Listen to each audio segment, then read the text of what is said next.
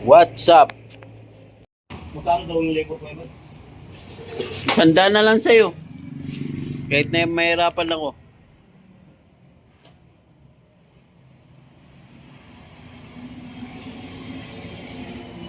So kung kayo naghahanap ng relay, dito lang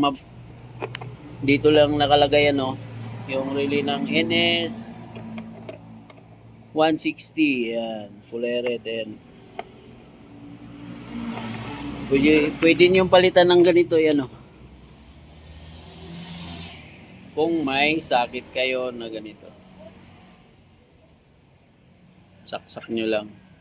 Ito naman yung supply na yung brown, tapos yung output na yung orange. Yan. NS 160. Yan yung niya.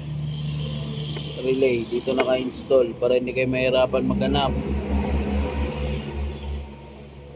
Yan. Dito. Pag nasira to, dito na lang palitan. Tapos, pwede nyo palitan ng ganito. Basta sundan nyo lang to. Yung brown dito sa B, tapos yung yan sa B, tapos dun sa L yung orange. Diba? So magpapalit kami ng LED.